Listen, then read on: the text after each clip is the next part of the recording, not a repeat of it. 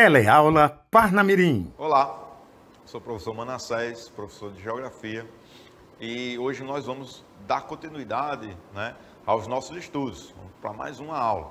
Então, antes disso, queria deixar aqui essa informação do QR Code que vocês podem acessar, se comunicar conosco, dar um feedback, o que você está achando da aula, o que você está vendo, quais são suas dúvidas. Então, acesse o QR Code, coloque o seu celular e tenha esse contato conosco. Então, a nossa aula de hoje será sobre os agentes internos e externos do relevo, Então, nós vamos começar falando sobre o relevo, O relevo, como a gente já falou nas últimas aulas, é todo modelado da superfície terrestre. Então, modelar significa dar forma, Então, todo esse modelado da superfície terrestre, superfícies mais baixas, superfícies mais elevadas, superfícies onduladas, superfícies planas, Então, todo esse modelado, toda essa superfície terrestre, nós podemos chamar de relevo.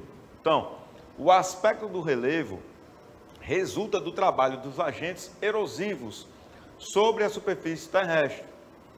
Ao longo da história da Terra, a superfície vem se modificando em decorrência da atuação permanente de forças naturais, denominadas agentes do modelado terrestre. Esses agentes podem ser de origem interna ou externa. Então, os agentes internos ou externos do relevo vão nos ajudar da forma. Os agentes de origem interna ocorrem no interior da Terra, mas influem na superfície, modificando o relevo. São eles: o tectonismo, responsável pela formação de montanhas, por exemplo, vulcanismo e terremotos. Então, esses agentes, tectonismo, vulcanismo e terremotos, eles são internos, vêm do interior da Terra, mas eles provocam modificações aqui na superfície terrestre, na parte mais superior, das camadas internas do nosso planeta. Então, olha só, nós trouxemos aqui esse gráfico para a gente tratar dessas camadas. Então, os agentes internos do relevo são fenômenos que se originam no interior da Terra, como o vulcanismo, os terremotos e o tectonismo. São também responsáveis pelo aspecto e por modificações do relevo terrestre. Então, olha só como é a estrutura interna da Terra. Ela é dividida em três grandes grupos, A crosta terrestre, o manto e o núcleo, Então, a crosta seria a parte superior, da Terra, a parte superficial, É a camada externa da Terra, na qual os minerais estão em estado sólido e onde ocorrem constantes transformações do relevo. É esse espaço aqui que nós vivemos, a superfície terrestre. Abaixo dela, a mais de 40 quilômetros de profundidade, Então, você tem o manto, o magma, massa pastosa que dá origem a rochas e minerais. Ao resfriar, se forma a partir dos materiais que compõem o manto. Nessa camada, as temperaturas podem chegar a 4.000 graus Celsius. Então, os minerais e rochas que nós podemos observar aqui na superfície terrestre, eles são oriundos, do manto. E o manto, com esse processo de resfriamento, ele se solidifica, Então, ele fica mais rígido. Então, por quê? Porque ele estava em temperaturas muito elevadas, a mais de 1.000 graus Celsius. Então, ele chega à temperatura ambiente, 26, 30 graus, então a diferença é muito grande. Então, você sai de uma temperatura muito elevada e chega numa temperatura mais baixa, você resfria, esse material resfria. No que esse material se resfriou, ele se solidificou, então formando assim as rochas e os minerais, a superfície que nós podemos caminhar, podemos construir, podemos viver.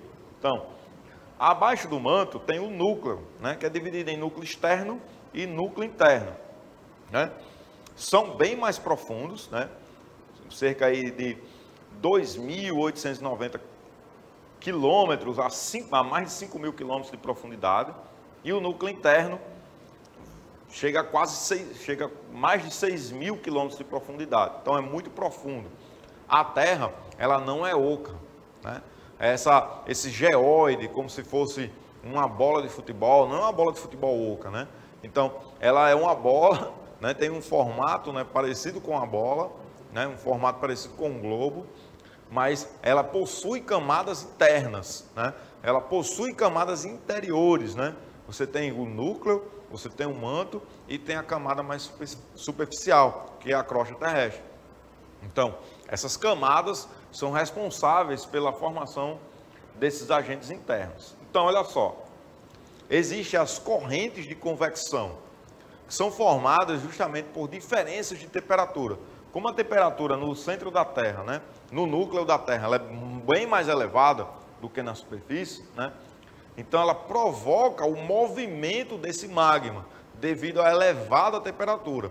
Então, esse magma, ele possui essas correntes descendentes que vão, né, para dentro e as correntes ascendentes que vão para a parte mais superior, né?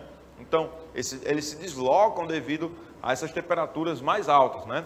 Então aí, as altas temperaturas no núcleo, acima de 6 mil graus Celsius, provocam a ascensão do magma em direção às camadas superiores do manto.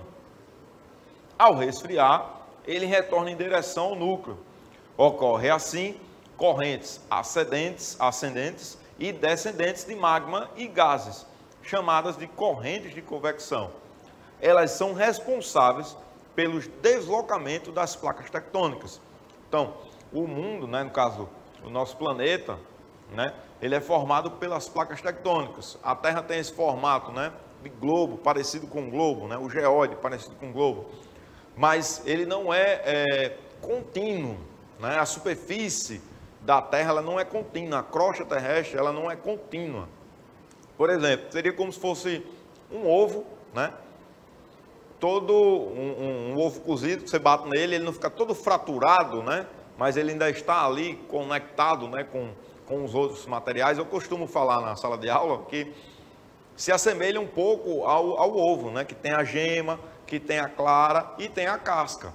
Então, essa casca ela é fragmentada, né? A gema seria o núcleo, a clara seria o manto e a casca seria a crosta terrestre. Então, essa casca, ela não é lisinha como a casca do ovo ali, bonitinha, né? Ela é toda fraturada, né? Como se você tivesse quebrado ali para abrir, né? Então, ela é toda fraturada e formada assim por placas tectônicas, né? Então, a litosfera, camada composta pela crosta e pela parte superior do manto, não é inteiriça, ela não é inteira. Ela é formada por várias placas tectônicas ou litosféricas que se movimentam impulsionadas pelas correntes de convecção, né? Aquele magma que está no interior da Terra está em movimento, faz com que essas placas deslizem, né? Então essas placas, horas ela pode se afastar, tem placas que se chocam, né? Então elas estão nesse material pastoso, né? Acima do manto flutuando nesse material pastoso.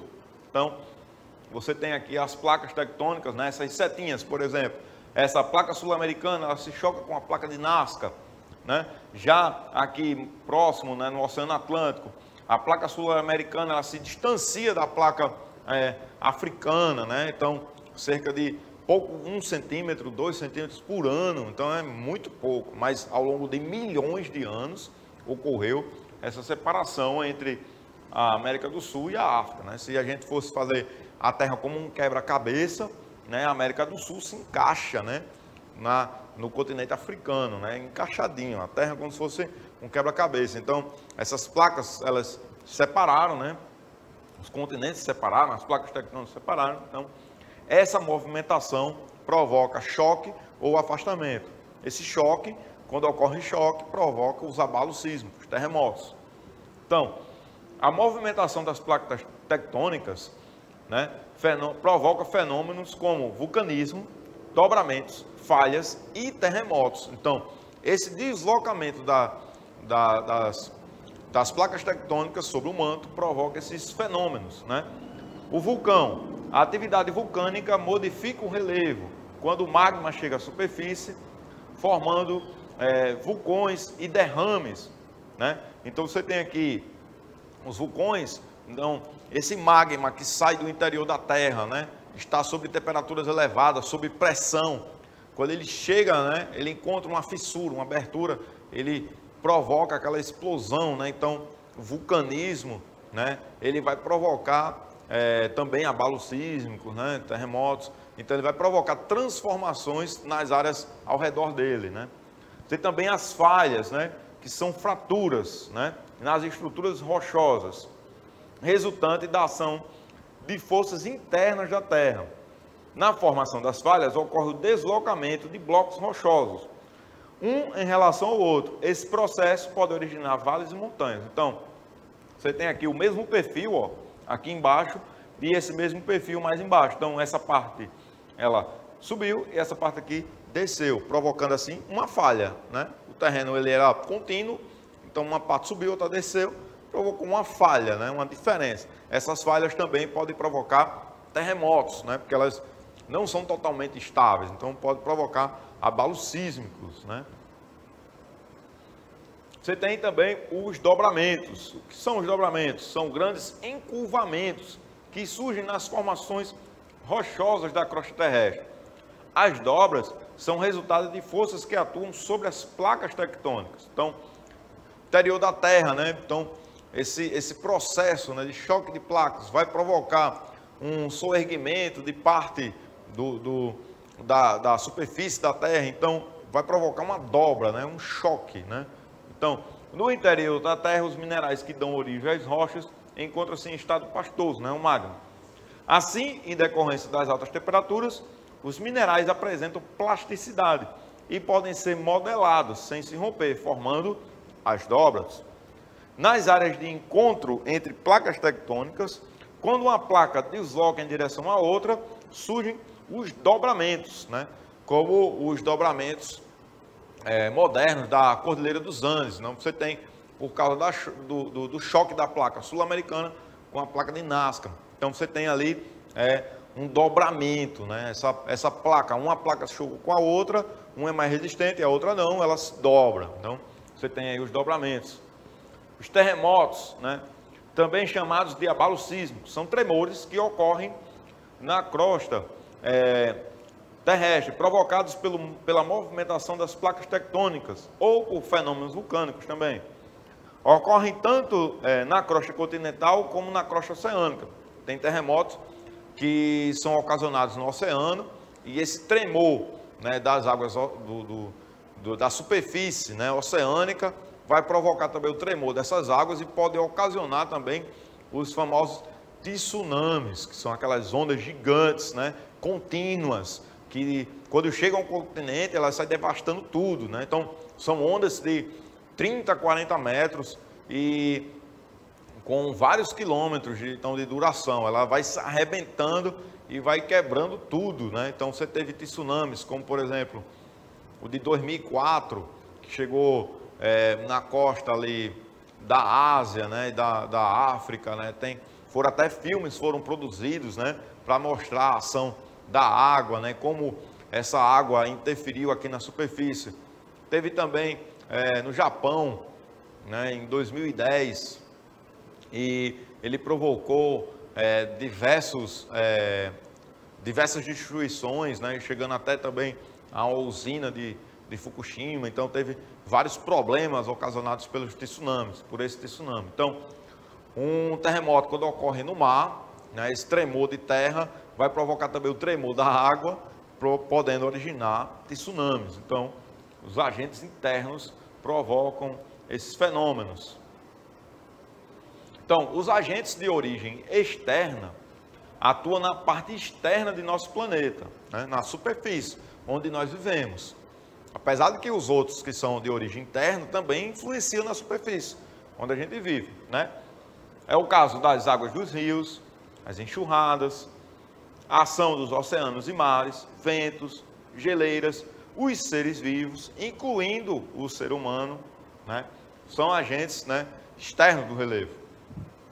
Então, o intemperismo é o nome que se dá ao conjunto de processos mecânicos, químicos ou biológicos que provocam a desagregação e a decomposição das rochas. Os processos mecânicos ou físicos ocorrem em virtude da variação de temperatura do ar atmosférico, né? Os minerais se dilatam quando o ar é quente, quando a temperatura diminui, eles se contraem. Então, quando você tem temperaturas mais elevadas, né, esses minerais eles se dilatam, e quando as temperaturas são mais frias, se contraem. Então, esse processo de dilatação e contração, né, esse afastamento e ajuntamento, vai provocar uma fissura, uma rachadura, né, que no futuro, né, vai provocar a separação desse material, dessa rocha, né? Esse o temperismo, um exemplo de temperismo físico, por esse processo mecânico, né, de dilatação e contração. Então, esse processo vai gerar essa ação do intemperismo físico.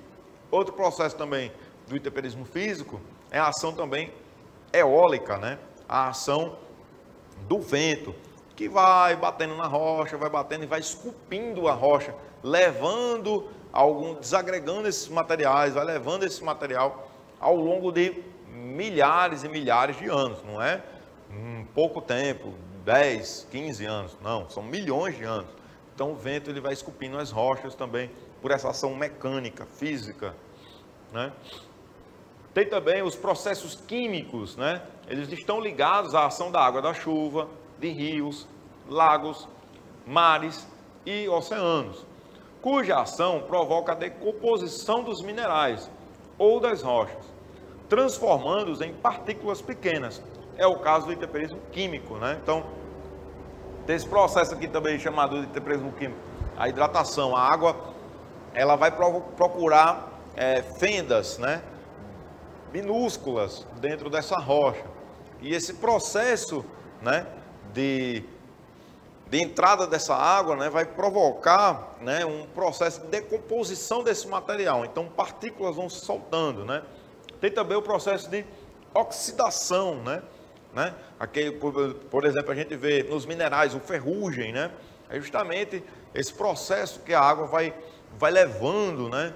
Então, ele vai adentrando sobre essas superfícies, né, dos minerais e vai provocando esse processo de oxidação, né? Vai corroendo. Então, esses processos eles vão se soltando, os minerais vão se soltando, provocando assim o desgaste dessa rocha, né? Então, o intemperismo químico se dá justamente por esse processo, né, de infiltração, né, e decomposição desses materiais rochosos, né, dos minerais, né? Então, nós também temos o intemperismo provocado pela ação biológica, né? A ação biológica, ela vai gerar, por exemplo, pelos animais, né, pelos seres humanos que atuam sobre as rochas, né? Ao crescer as raízes, forçam as laterais das fendas, tornando-as ainda maiores. Entre os animais, né? Entre os animais você tem coelhos e tatus, por exemplo, que abrem tocas que facilitam a infiltração da água, contribuindo também para a decomposição de rochas e do subsolo. Olha só esse exemplo aqui, você tem uma rocha e você tem uma árvore que nasceu numa pequena fenda dessa rocha e ela provocou um processo de afastamento maior. Então, esse intemperismo biológico, né, né, lembrando novamente, vida, né? Então, o intemperismo biológico ele vem da vida, né? Então, pode ser espécie de seres vivos como os vegetais, pode ser seres vivos como os animais. Então, esse processo de intemperismo, né, biológico, ele vai provocar também a desagregação, a quebra, né? Então, os seres humanos, né, também provocam isso, né? Podem agravar, né, com construções, com a sua ação, né, no dia a dia.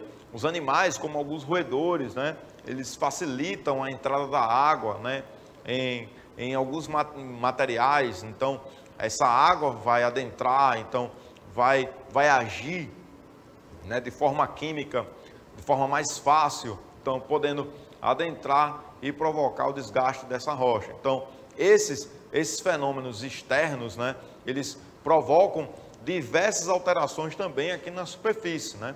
Então, a ação dos rios, né? Os rios são cursos de água que percorrem a superfície terrestre e modelam a paisagem por onde passam. Eles nascem em porções mais elevadas do relevo terrestre, como planaltos ou montanhas, e ao escoarem, provocam erosão e, em alguns lugares, a deposição do material erodido em outros, né? Então, nós temos aqui uma bela imagem do Rio São Francisco, né? Você vê aqui, ó, um bloco de rochas, né, que no passado geológico foi esculpido pela ação da água, né? Então, essa água também provocou esse processo de intemperismo ao longo do curso do rio, né? Então, você tem aí a ação dos rios, olha só, ele nasce em regiões mais elevadas, né, onde está aqui as nascentes, né? Então, você tem um curso superior, o curso superior, a declividade é maior, então a ação mecânica da água, né, a ação física da água, ela é maior no processo de desagregação de minerais, de carregamento desses minerais. Aí você tem um curso médio, né, onde esse material ele vai sendo carregado, ele vai sendo levado, até chegar no curso inferior, onde ele vai ser depositado, né? Então, esse curso, a parte da foz ou desembocadura, pode ser em estuário ou em delta.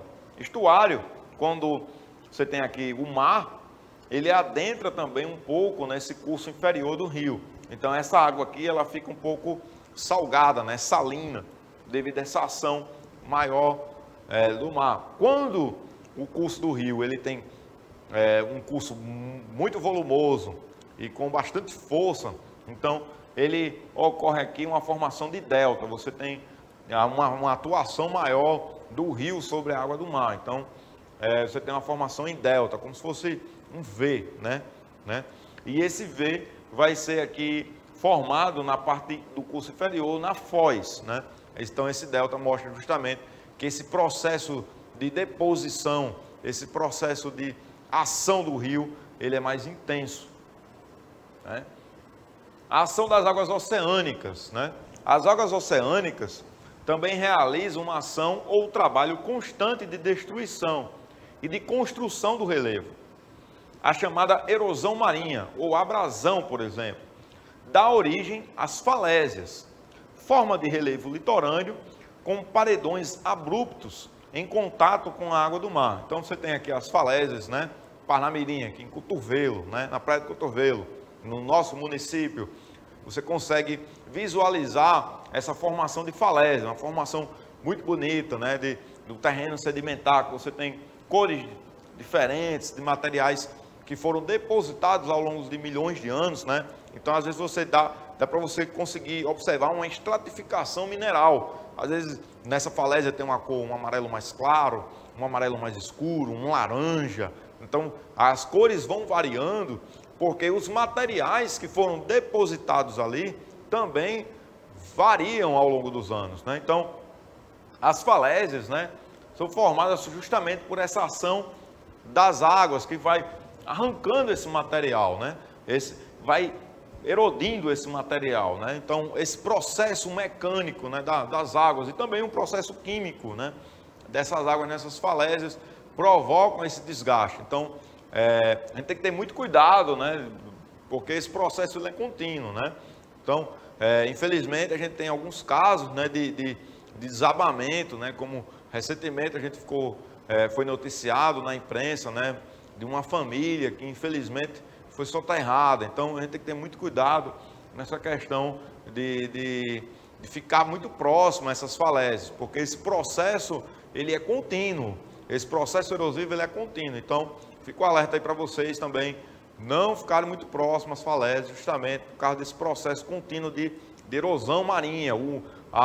As águas do mar, elas vão desassociando esses minerais. Então, a qualquer momento pode provocar um desabamento. Então, fiquem alertos, fiquem atentos. Então, olha só como ocorre, né? A erosão decorrente da ação da água do mar. Ela vai ocasionando esse processo aqui mecânico, vai escavando por baixo das rochas, né? Até as rochas, né? A ponto de perder o prumo. Então, essas rochas vão ficando muito soltas, sem estar muito firmadas. Então, essa plataforma de abrasão, né? Com os blocos desagregados, ó, caindo, né? Então, justamente por esse processo, vai ocasionando embaixo, né? Onde a ação mecânica é maior. No que vai tirando a sustentação embaixo, a parte de cima também vai caindo, né? Então, a ação da água do mar se faz na falésia pelo solapamento de sua base, em virtude da ação das ondas e do intemperismo. Essa ação provoca a desagregação das rochas e o recuo da falésia, né? Então, os fragmentos da rocha, né, caídos no sopé da falésia, na parte inferior, né, protegem da erosão, né, uma erosão mais constante, até que sejam erodidos pelos choques das ondas e pelo intemperismo. Então, olha só, é esse processo que ocorre nessa falésia, por exemplo, de Cotovelo, a falésia lá em Bahia Formosa, as formações de falésia que tem aqui no litoral brasileiro. Então, esse processo ele vai ocorrendo pelo solapamento, né? A água vai agindo ali de ação mecânica e também química, e essas partes vão se desagregando, os minerais vão desagregando e podendo cair. Então, por meio da ação construtiva do oceano, são formadas as chamadas costas de acumulação, destacando as praias, né? No caso, as restingas e os tômbolos, né? As praias se formam graças à deposição de areia, né, uma mistura de grãos de quartzo e de sedimentos, realizada por oceanos, mares e rios. Então, os oceanos, os mares e os rios vão depositando esse material e ali se formam as praias, né? Então, esse processo de acumulação de sedimento. Já as restingas, né, elas são faixas de areia depositadas por correntes marinhas, né, costeiras, paralelamente ao litoral. Esses depósitos são feitos com apoio em pontas ou saliências da costa litorânea, ou em cabos, né, parte saliente do litoral, ou das terras emerses que avançaram em direção ao mar. Então você tem aqui, ó, ela fica paralelo à costa, né, e às vezes tem contato também com essa costa. Então, as correntes oceânicas trazem o sedimento e esses sedimentos se acumulam aqui próximo à costa, então formando assim as restingas, né? Esse processo de acumulação de sedimentos. Já os tômbolos, né, são cordões arenosos e pedregosos, né, os seixos, que se unem a uma ilha ou continente. Posso dizer então que um tômbolo é uma restinga unida a uma ilha. Olha só, isso aqui é um tômbolo, ele está unido a superfície, né, no caso a ilha, né, ou a costa. Então esse tômbolo ele é formado por esse acúmulo de sedimentos e está unido. Já a restinga ele está ali paralelo, né?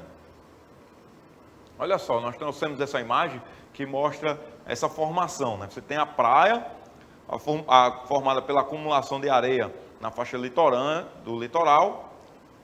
Você tem a restinga, que é a acumulação de areia, né, ligada à faixa do litoral por uma das suas extremidades e com a outra livre, né? Você tem aí essa restinga.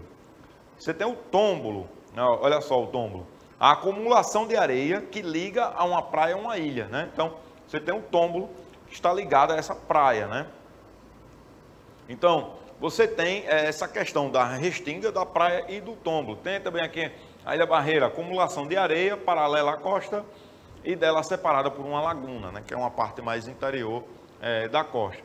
Então, esse processo de deposição, né, provocado pelo rio, pelas águas dos mares e dos oceanos, provocam as praias, as restingas e também os tômbolos, que é justamente provocado por esse processo de deposição desse material que foi carregado de um local e levado para esse outro local para ser depositado.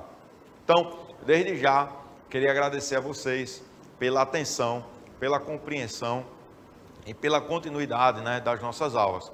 Que vocês possam permanecer firmes e fortes nessa caminhada, né, em busca pelo conhecimento geográfico. estamos juntos, estamos com vocês e vamos aguardar até a próxima aula. Então, se Deus quiser. Então, fiquem com Deus e até lá.